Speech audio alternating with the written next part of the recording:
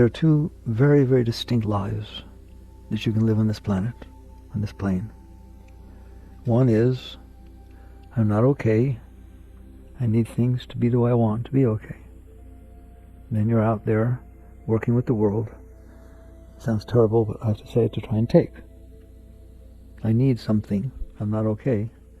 And there are things that you and everybody else and the weather and the car in front of me and every single thing can do that will make me feel better or make me feel worse. So that's how you're interacting with this world. The other way is extremely different. It is, I am okay. I'm filled with love, filled with joy, filled with inspiration. And the world is a place in which I can express that. I can express my love. I can express my creativity. I can express the inspiration. I can express my gratitude, beauty. Then it doesn't matter what the world is doing. It matters that you have this opportunity to help. You have this opportunity to serve, the opportunity to express. One is you're okay inside and you're spreading that outside. The other is you're not okay and you're trying to take from the outside. That sounds terrible to say you're trying to take because that's what everybody's doing. So don't feel bad about it. What the world judges is how are you doing it? But sometimes it's illegal and sometimes it's not nice. Sometimes it's immoral. You understand that? We're all doing it. There's just these limits about how you're allowed to do it.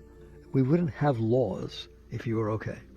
I once tried to look how many laws there are. You don't break them, so you don't realize they're there. That's any place you are, there's laws restricting the behavior you can do. Do you understand that? Why? Because you would just abuse everybody and everything and take and do things, all right? And that's what we're doing.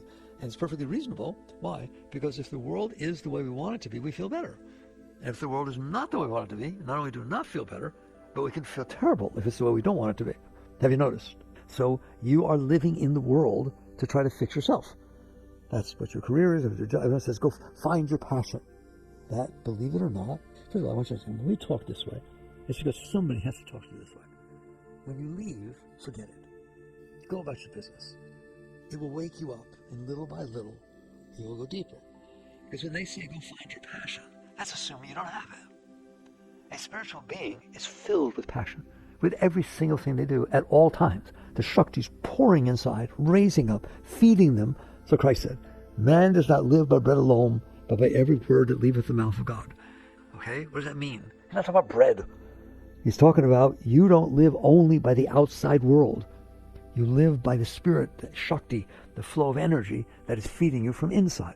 So that's the difference between these two lives. Now, you're going to go out there and try to be okay. And there's nothing wrong with that. It's not a matter of right or wrong. Yoga has nothing to do with right or wrong. It has to do with whether it works or not. So if you go out there and you're lonely and you try to find somebody, good luck. Maybe you've tried. It can work sometimes for a little while. Sometimes it works in the beginning, but then you kind of compromise and get and we'll talk about it. It's not always as filled with all that love and Shakti and openness, is it? You learn to get along, you learn to compromise. Okay. If you are filled with love to start with, it's beautiful to share it. It's beautiful. And guess what? If the other person does something weird, it doesn't affect your love. You had the love before you met the person. You'll have the love after they leave. Wouldn't that be nice? As opposed to, I'm not okay, and so I found you, and you are making me feel better. And behave yourself. You better continue being the way I need you to be for me to feel better. Otherwise, I told you, we use words like, it's not working anymore. What do you mean? What do you mean it's not working anymore? What does that mean? It means I'm not okay. You used to make me feel better, and now you don't. I gotta find somebody else. Sad to talk about it, isn't it? I like talking about it because I care about you. And I told you, it's not a matter of right or wrong. It's not a matter of renunciation. It's a matter, does it work? Does it work? Because you will find out that there are things that do work permanently, unconditionally. Love can be unconditional. No matter what happens, you are feeling that love. Why? Because it's being fed from inside. It's not being fed from outside. It's never being fed from outside. It is not true that you love somebody. It is not. What is true is you're closed, but you have love in there. There's always love in there. But there's clouds that are blocking it. This person or people or horse or car, really, it can be anything, can't it? It does what's called opens you. A painting can do it. Music can do it, can't it? It can open you. You change your mood completely by seeing somebody, seeing a painting, going somewheres, a vacation, music, whatever it is. Things can happen outside that open you. It is not the thing has love. It doesn't have love. Somebody else is standing looking at the same painting, puking. Somebody else is meeting the same person saying, oh my God, are you crazy? And by the way, tomorrow you could be saying that. That doesn't take another person, does it? So why? It's not about the person. It's about the fact that you're closed. And because you're closed, you don't feel love. If I close the blinds, the light doesn't come in. It's not the light's fault. The light is always there. But if I block it, I don't feel it. I don't see it. So if you close, you're not going to feel what's behind the closed door, which is the Shakti, which is the love, which is beauty, tremendous, always flowing inside. Always, always, always. The most depressed person in the world is filled with Shakti. They're just not looking that way. If I have all the water, I have a lake, a beautiful lake behind me. It's drinkable water. It's the freshest thing in the whole world, okay? But I'm looking onto the beach, and I'm thirsty, and I'm picking up rocks that seem to have a little bit of moisture on them and trying to suck the moisture off. I'm not paying attention where the moisture is coming from because I'm looking in the wrong direction. That analogy is exactly what's happening. There is love inside of you. There's tremendous beauty and passion all the time. It cannot go away. It has never gone away. There is nothing you will ever do that'll make it go away. It's the same thing I said with the blinds. The sun is shining. You ain't going to stop it, but you can block it. So what you're doing is blocking. You're blocking your consciousness from looking in the direction of the love. You're looking in the direction of the depression. You're looking in the direction of the loneliness. It's all in there, but behind where you're looking is the lake that I talked to you about. So there's nothing wrong with going out there and saying, I'm not okay, or we're talking about passion. Find your passion. You are the passion. All that's happening is that particular person, place, or thing, or job, or situation is causing you to open. When your heart opens, you feel the love. The love's not coming from outside, ever. But I feel this connection. Sure you do. Your heart's open, the love's flowing, and it goes out toward the object that helped it open. Doesn't sound too romantic, does it? It's very romantic because it's teaching you how to have love all the time instead of being conditional on that object that helped your heart open. And we'll talk about why it helped you open. It helped your heart open, but then they do something you don't like. How long does it take for your heart to close? If they say something, do something, or don't say something, or don't do something that you don't want. Bam! Closed. Have I exaggerated? It takes a billionth of a second for someone to not behave the way you expected them to, or to do something you don't like. Whoa. You closed. I closed the blind. I opened the blind. I saw the light. Bam! I got scared. I closed the blind. That has nothing to do with the light. It has nothing to do with what's going on. It's inside of you. So if you learn to open your heart and open your mind, and we will talk about that because you're capable of that, you're not going to have that problem. So relationships can be perfectly beautiful if you're not using the relationship to open yourself, because the person is never going to be exactly what you want them to be. I don't know if you've noticed that yet. It's not going to be. And even if they are, situations will happen outside, financial, health, which close you. And then you come home and they don't open you anymore. Why? Because you're closed. If the boss yells at you at work and you come home, you don't feel love for your spouse. If the boss, you got a raise and you did really great and you come home, you filled with joy and love. Okay? You're doing it. Period. All the time. That's how it's always been. You're opening and closing. There's nobody else in there, is there? Who's in there? You. Your parents in there? Your spouse in there? Your kids in there? No. You live in there. And it's your heart. And to sit there, and we'll talk about, like I said, we'll talk about why you close it and how to open it and so on. But to sit there and close your heart and then expect somebody else to do what you can't do, which is open it. You should be able to open your heart anytime you want. I want you to understand, you are so high that you will get to a point where if you go like that, love comes pouring out of your heart. Anytime you cross your hand across a chakra, it bursts open with all this Shakti comes flying out. That's who you are. Well, why don't you feel that? Because you're closed. And because you're closed, you need things outside to stimulate an openness. And you don't even understand it. Sometimes you fall in love with something, you don't understand why. Okay? It's so beautiful. All right. So those are the two lives you can live. You can either be filled with love and joy and share it, give it, spread it, a being of light, or you can be closed, whatever level, really closed, very depressed, a little bit closed, not doing so good, because I'm kind of open, conditionally, right? When you win the lottery, you do real well. When you first meet somebody, it's very promising, till they open their mouth, or they show up with a bow tie on. So you laugh all you want, it's true, isn't it? So I'm telling you, it's conditional upon the outside. It comes in, and it causes it to open, and you have a choice. Either you go in there and find out why it closes. right? Not, I need something to help me get open. Why am I closing? I live in here. It's my heart. It's my mind. It's nobody else's. Okay? So those are your choices. To go out there and find what will cause you to open, or to find out why you're closed. I used to teach something, some people make fun of me, right? You want to learn how to open? Don't close. That's deeper than you think it is. You don't know how to open. Open your heart. Okay? Don't close. You know when you close, don't you? You know when something happens making you close, don't you? Don't. Guess what? If you don't close, you'll be open. And that's the essence of the spiritual path. Meditation is very, very good. You just say, center, be conscious. This is beyond all that. Every minute of your life, you are dealing with yourself and with life. And you close all the time. If it rains and you don't want it to. If it thunders and you want to go camping tomorrow, you get upset. Don't you? You get what's called disappointed, all that kind of stuff. In other words, I have conditions that I expected to make me open, and now they're probably not going to happen. It's not even that they didn't happen, they're probably not going to happen. You close. You met somebody, you really feel good about them, you're so excited, they said they'd call you at 2:30. It's 2:35. How you doing? Shh, don't admit it. You're freaking out. You're freaking out. You're closing yourself over everything. Okay? And then you expect the outside world, especially a person or a job, or your kids, to cause you to open. And if they don't, you get upset. So, first question is, why do we close? If it's true that it's so beautiful inside, and it is, why would you close? I thought what you want is love. Why would you close so that you have to go find love when you are it? And I always teach you this, but once it'll get through, you did that. What happened is at various times in your life, pretty much every day, things have happened that when they come in are not comfortable. It's not all comfortable when it comes in, is it? All kinds of big things, little things. Just start with the little things. The driver in front of you, the weather, you read something in the paper, understand that? You remembered something that was bad in the past, and you close. I want you to notice that. It's called witness consciousness. You notice you close. Well, based on this talk, I want you to understand you just gave away love. You just sat there and said, the fact that it's raining today is worth me not feeling love. Well, I'll tell you what, you want to work with that, right? I'll give you a penny, you give me $1 million. We'll trade all the time. I'll be very happy to do that. You just gave away what you want, love, right? Because the stupid thing was the way you didn't want it to be. The driver in front of you, the weather, you go quite a light. I don't know if you're like me. It's like, it's yellow, can I go? Oh, right? And all of a sudden, it's this little weird energy goes on inside. You think it doesn't matter? That's called closing. That is literally closing. You know what I'm talking about, that weird feeling that happens inside? That is Shakti trying to flow and hitting your stuff, hitting your closing, and you feel these emotions and these weirdnesses.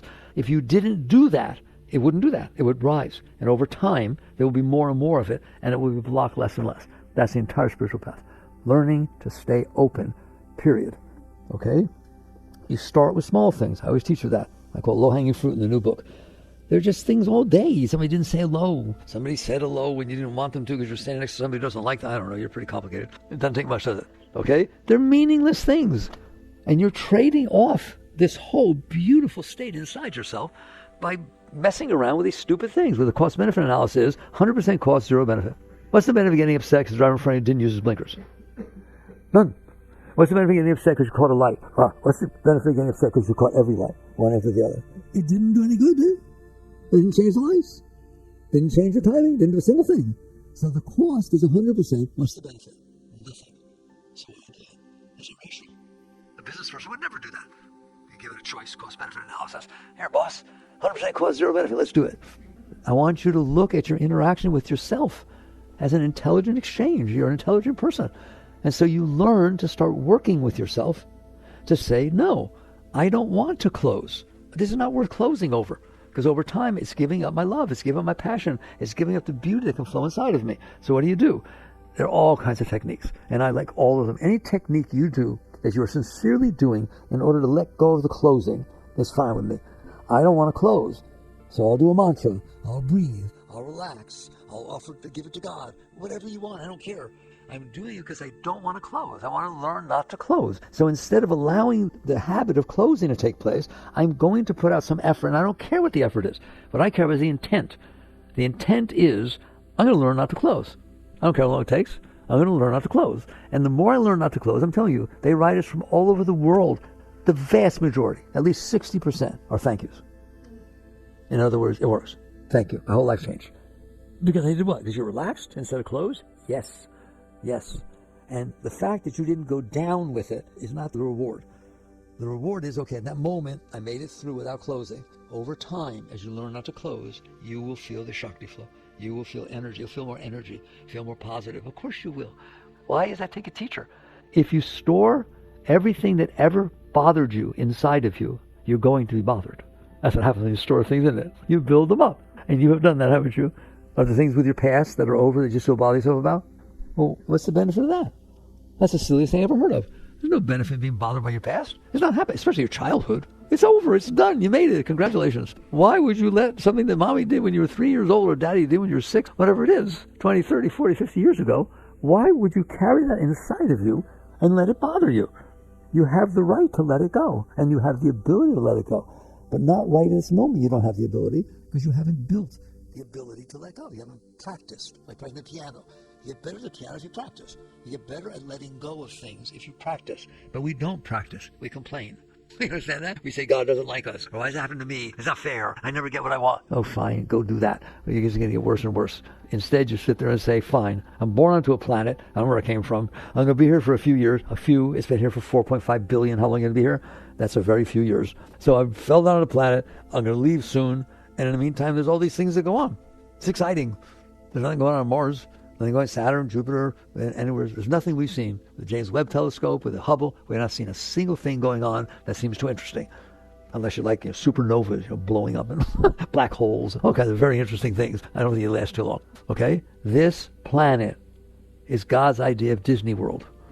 There's always something going on for everybody on the planet.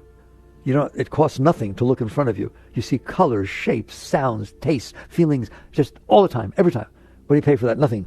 But instead of being willing to experience it and let it inspire you, let it, there's a flower on the side of the road, and on this planet, there's flowers that grow on the side of the road. Did you know that? Did you know that on this planet, there are birds that sing? What the heck? Where'd that come from? This planet's just spinning in the middle of black nowhere, empty space, and there's all this stuff going on. And how do you do with it? Not so good, man. All right? Because there are going to be things that happen that are not comfortable. Things happen, but then they're over. But you don't let them be over, do you? You store them inside. Oh, that was terrible. You tell me you got divorced 5 years ago. Why are you still talking about it? Why are you still having the same arguments inside the head? Why can you not go to a party where you think he or she might be? You're divorced. Not inside, you're not. You don't know how to. It's too painful to you. So what you start doing is you start catching on that as long as I do that, I'm going to be storing inside of me what's blocking my flow of energy. That's what it boils down to. It is blocking the flow of my energy. And I don't want it to. I don't want to have to go out and find something to compensate. Here we go. I don't want to have to go out and find things, people, places, and things that compensate for the fact that I'm blocked. I want to be open. See, two types of lives. One is you're out there trying to compensate for the blockages you built inside. The other is you're working on letting go of those blockages so you become whole and complete within yourself. Now, it doesn't mean in the meantime you don't have relationships. It doesn't mean you don't get a job that makes you feel passion. It's called a stairway to heaven. It's not a jump. As long as your intent, that's what matters. Your intent is, I'm going to spend the rest of my life letting go of the junk I've stored inside and ain't taking on anymore. That's a spiritual person. And guess what? It doesn't matter if you believe in God or, because when it's done, you're going to go to God. When it's done, you won't believe, you'll experience. When enough of that energy comes rushing up inside of you, and you realize you're a being of Shakti, you're a being of light, you're a being of energy. Not because you believe you are. You are a beam of light. Everybody is the same, but they're blocked from different things. We've held on to different things, especially our past. And so it blocks the energy, and now we spend our life trying to compensate. And guess what? Have you ever heard a thing where she's got father issues, and that's who she's dating? What does that mean? It means that which you blocked is going to determine what compensates for it. I'm going to move to Germany. Why? Because on the Autobahn, there's no speed limit. And I love to drive fast, and there's no traffic lights either. Like, give me a break. Why don't you just let go of what's blocked inside of you that needs to be like that so you can enjoy wherever you are? Because you're capable of it. So that life is called the inner work. It's your inner work. You're doing outer work all the time. And I swear, I've grown. I'm mature now. I'm not going to take it away from you, because I can't anyways. You won't listen. So fine. Do what you're doing, all right? But pay attention. Pay attention at the stress. Pay attention to the fear it creates. Decide that you like somebody and then see him with somebody else. Decide that you want a certain thing to happen with your job or with this or with that.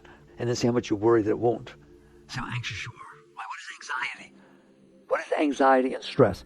The fact that you're in there not okay. If you're okay, there's no stress. When you're filled with love and joy, there's no stress, there's no anxiety, because you got what you want. But if you don't have what you want, and things out there you think will help you get them also could make you worse, there's a lot of anxiety and a lot of stress. What's anxiety? Maybe it won't be the way I want it to be.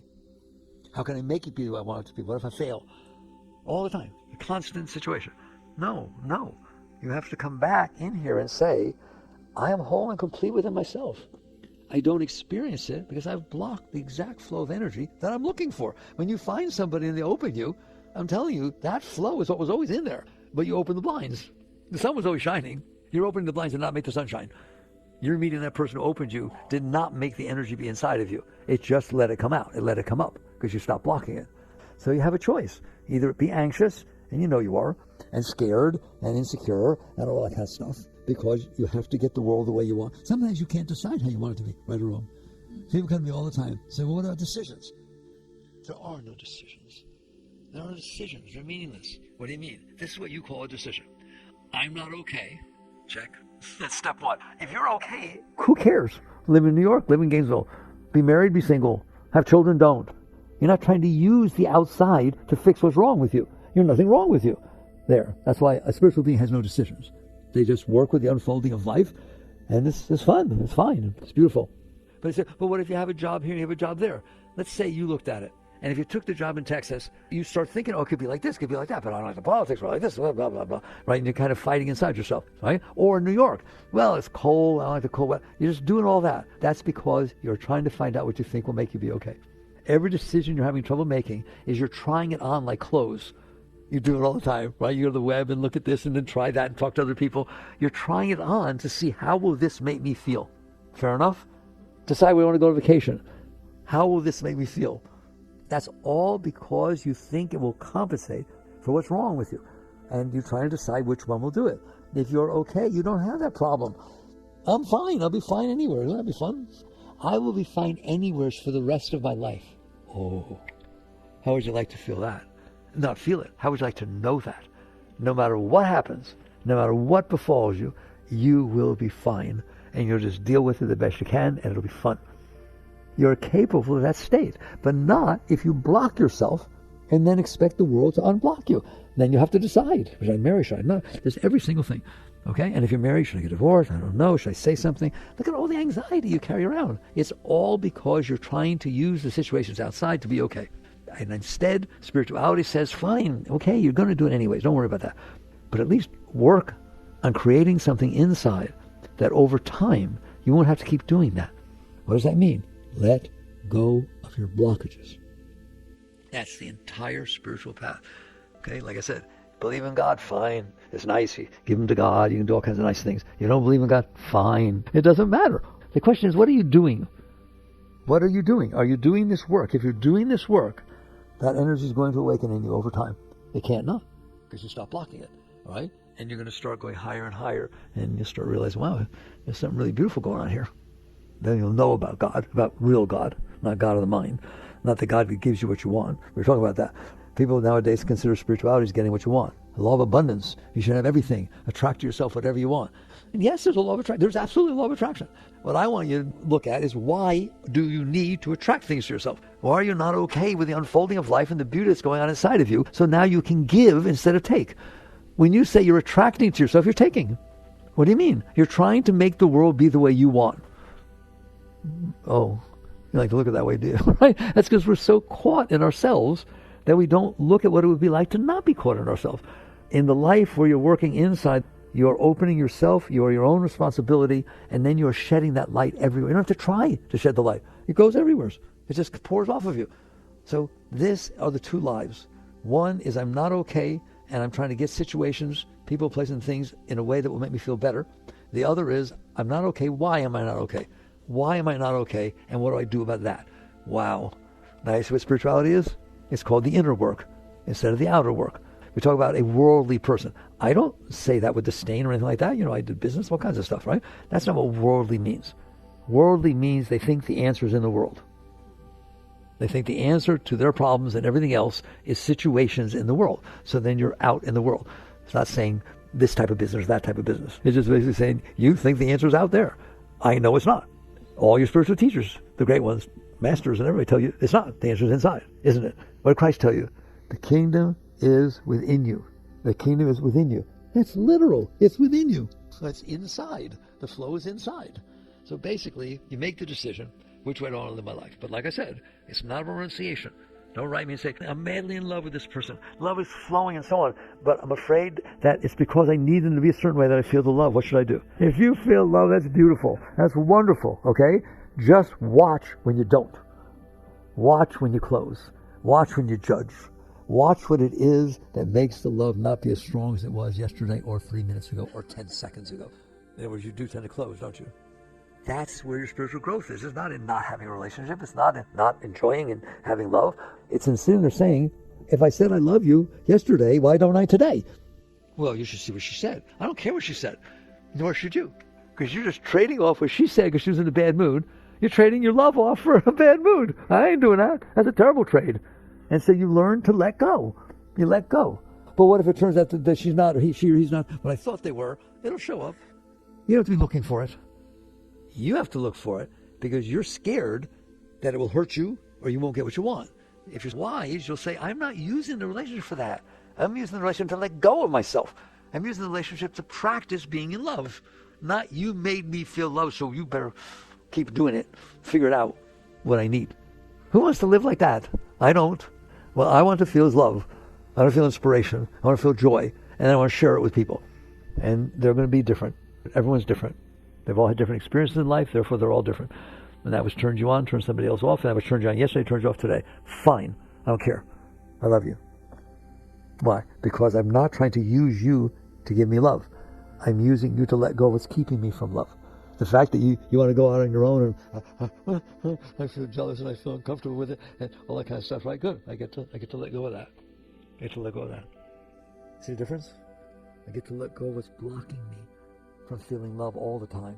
Relationships are very, very good for that, aren't they? They'll hit you all the time. The question is, are you going to fight to have the relationship be the way you want so you can feel better, regardless of what effect it has on the other person? Or are you going to sit there and say, not just the relationship, my whole life is about letting go of what's blocking me. That's the purpose of my life, not the job, not the career, not the children, not the spouse, not what I look like, whether people like me. No. We're all going to die. And we won't look good when we die, all right? So don't worry about it, okay? Imagine somebody saying, I don't want an open casket. Why? I'm embarrassed. You're not even there. I don't want you to be like that. You lose if you're like that. You have to struggle and fight and worry and do everything your whole life. Instead, you sit there and say, my life is about letting go of myself, my personal self, letting go of that so that I can feel all this beautiful love pouring inside. And then, I tell you, you don't have to share it. It shares itself. Hey, if somebody's depressed and they come in the room, do you feel it? All right. If somebody's in ecstasy and they come in the room, have you ever been in a room with someone that's truly in ecstasy? I told you once, I don't usually talk about this. I had the honor of being not in a room, in a hall, 10 times the size. And somebody was sitting up in the front, a very, very high being, very rare. And I couldn't walk toward them. I was 3 times the size of this room. It was like a magnetic field that as I tried to walk, every step I took, all this ecstasy was pouring. That's a high being, okay? There are such beings. Guess what? You're it. You have that to give to the world. And instead, you putz it around. Oh, he said to me, isn't that funny? Right? So you decide that the purpose of my life is not to find this or get this or keep this or struggle for that or argue that I'm right or something like that. The purpose is, once you hit witness consciousness, what does that mean? It means I'm not caught in my stuff. It's still there, okay? But I'm not caught in it. Do you have an ego? Somebody said, no, I'm beyond ego. You are not. The very fact that you said that means you have an ego. It means you have a self-concept, okay? Can you see how sensitive it is to have an ego? Can you see if she thinks that someone thought that somebody else thought that they don't like you, how you doing? If you watch something on TV that reminds you of something that happened 10 years ago, how you doing? It's like you've got an ego. You have a thing in there that's not okay. Ego's never okay. Never.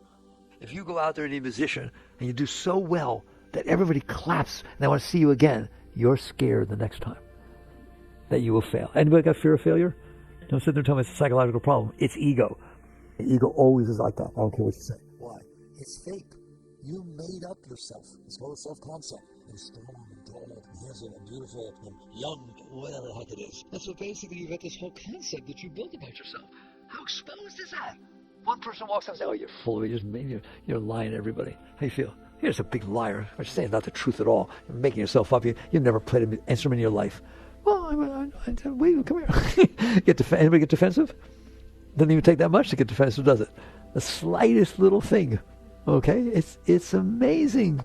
You're living with that, and you're trying to appease it. I don't want you to do that. I don't want you to suppress it. That doesn't do any good. I don't want you to deny it. That doesn't do any good. I want you to finally take a seat of consciousness where you're aware, I have inside of me a target, and everything seems to hit it, and I know what the target is. It's my ego deciding how it needs things to be for me to be okay. I don't want to use a me. It is the ego deciding how things need to be for it to be okay. Now, Ramakrishna, a great saint from India, he used to call what you call me, this. The thoughts, the emotions, the body. No, I don't think about this. I don't care about this. He's sitting behind, and he's seeing it. They also asked him, he's a fully enlightened being, and that's a big word, fully enlightened, he's merged, right? They asked him, does an enlightened being ever feel anger? You know what he said? Yes. Whoa, yes. He said it's like riding on water. Comes in and passes through. Okay, something hits something, boom, gone. How'd you like to be that? Then it doesn't matter, does it? That's how you deal with your ego. I have one. It is ultra sensitive, like everybody else's. It knows what it wants, and it gets upset when it doesn't get it. It knows what it doesn't want, and it gets upset even thinking that it might get it. It's unbelievable. It doesn't need events. Thoughts can cause it trouble, can't it? What if I fail? What if I don't do well on the test? If I don't do well on the test, then I won't get the highest grade, and then I want to go to the college that I want to go to. Now you really won't do well because you're a neurotic mess when you take the test. Okay? Ego is like that, but you're not the ego. You're the consciousness that is aware of what's going on in there. And eventually you're going to see, this thing is hard to live with. Isn't it? I can give you example after example, couldn't I? I don't need to, do I? She is sensitive, period, okay? And if you think you're not sensitive, it's because you're pushing it away. I don't care what you think. Well, that means you do.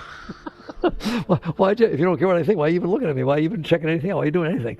It's because you're trying to be so strong that you put walls around your ego. The people that are the most strong, the politicians, these powerful people, right? They can't handle anything. They just put a wall around it and surround themselves with people so nothing hits their ego.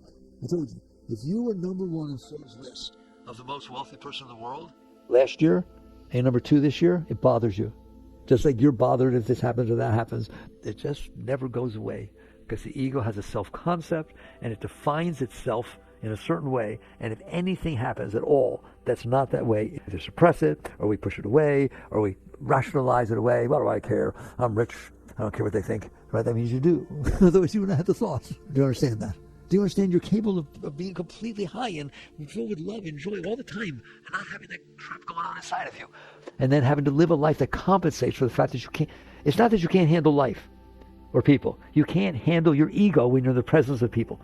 It gets scared. It gets disturbed. It gets desirous. It gets fearful, doesn't it? And you have this whole stuff going on in there. Spirituality is about recognizing, okay, and by the way, you built that in there. Now, the stuff you stored from the past that made you happy or sad built your ego. That's how you built your whole self-concept. I'm the one who was Dorothy in the 5th grade in Wizard of Oz, and I'm the one that, here, who am I? So-and-so's husband. No. What were you before you met him? What will you be if he leaves? You don't want to know that. You don't want me, it just bothered you that I even said that. It's like basically there's this thing in there that built a concept of itself, and it's presenting it to everybody, and it wants them to accept it. You don't have to live like that. You don't want to live like that. Because then you open and close based on the conditions that took place. You take witness consciousness, you take a seat, you start noticing. Like I said, right now you're not going to stop everything you're doing. I don't care. I care that you take the seat inside and you watch. That's called witness consciousness, objective observation. You just notice how absurd what's going on in there. And you notice you'll never win. You've never won yet. You know, I ask people, isn't it true when you're a child, you're trying to get things the way you want? High school, junior high and high school, it's pretty sensitive times, right? Being accepted or rejected or et cetera, right? It's been in there the whole time. And the whole time, you tried to do what would make it feel better. Every single thing. Well, what kind of person recognizes that every moment of their life they've been doing the same thing and they're still doing it?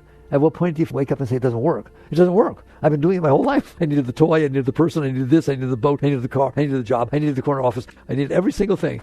And yeah, I'm still needing stuff, aren't I? Why? It doesn't work. It can't work. Ego will never, ever be satisfied. It's something you made up. It's not real, and it knows it's not real. And so it has to keep selling itself, has to keep presenting itself. It feels challenged all the time. So the alternative is to take a seat of consciousness, notice, and I just want you to breathe. Just breathe. What do you mean? Relax. When you see the ego do something and you feel it get weird, don't yell at it. You built that ego. Don't you dare yell at that ego. You built your self-concept out of your experiences that you've had, that you liked and didn't like. You made this little house inside yourself. Just relax. Keep relaxing your shoulders, relax your tummy. But inside, relax, let go. Don't fight it. Don't even engage it. Just say, okay, there's an ego. There's a vacuum cleaner. Here's a blender. Here's a car. Here's an ego. There are things in the universe, aren't they? And they express themselves. The blender goes, the car goes, and this thing goes, I can't believe she said that to me. I used to call it an appliance. But as an appliance, you can't unplug, all right? It doesn't have an off button, right? So your best bet, if it doesn't have an off button, is to learn to be comfortable with whatever it's doing. It can't own you unless you pay attention to it. You just swore, Yogananda's guru said, an ignored guest quickly leaves. I just taught you that, didn't I? So what do you do with the ego? Relax. Just relax. So you just learn to be comfortable inside, and then you don't have to devote your life. Right now, you devoted your life to your ego. What it wants and what it doesn't want, you're trying to manipulate everything. That's what we talked about, right? You don't have to do that.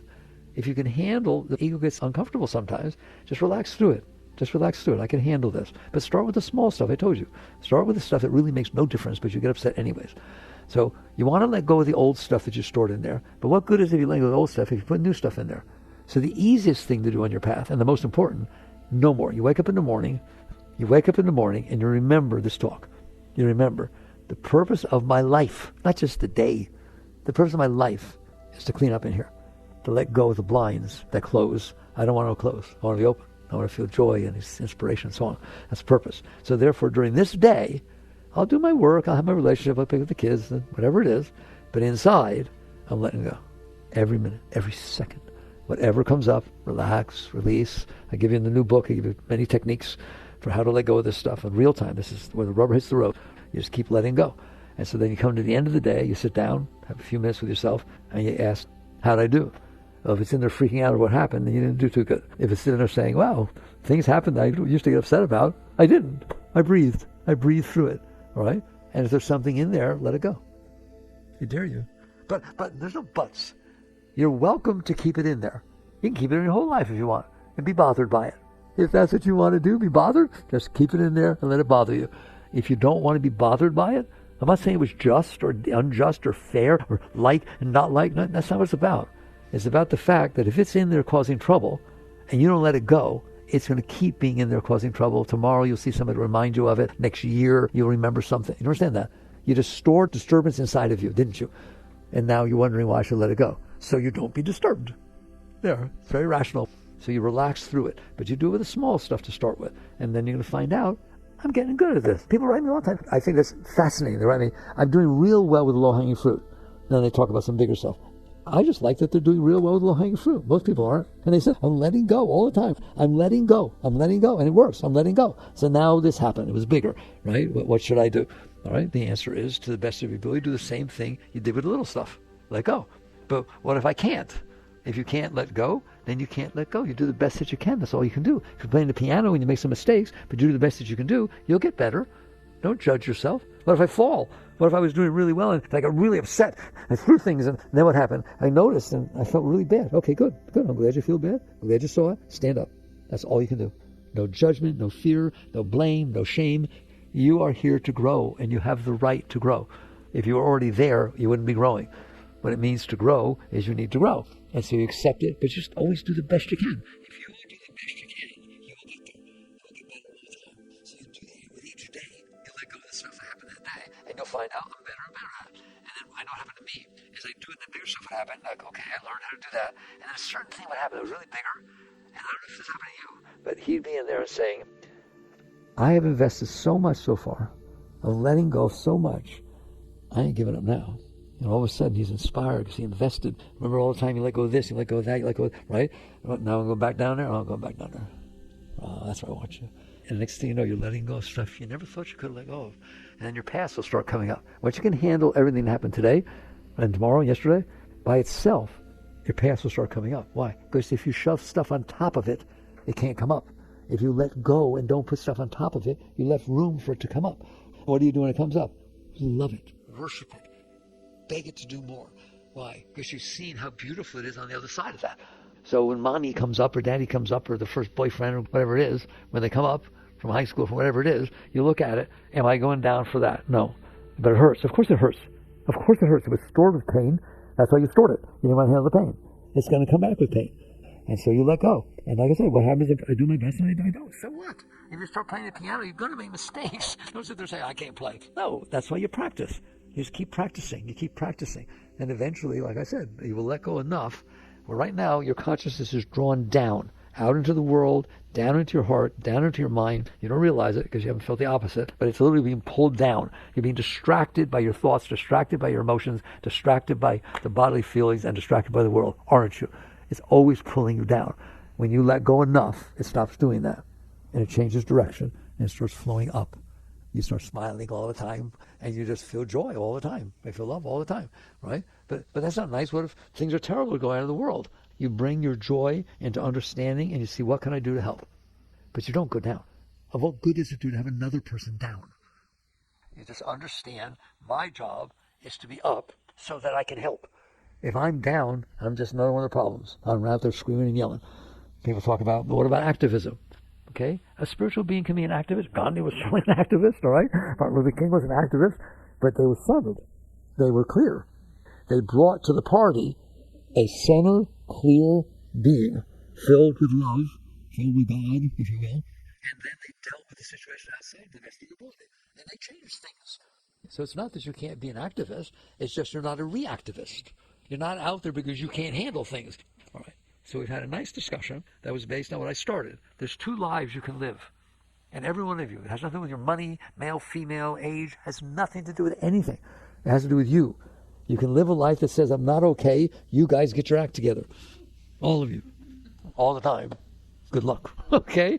Or you live a life that says, if I'm not okay, I got some work to do in here. It's my work.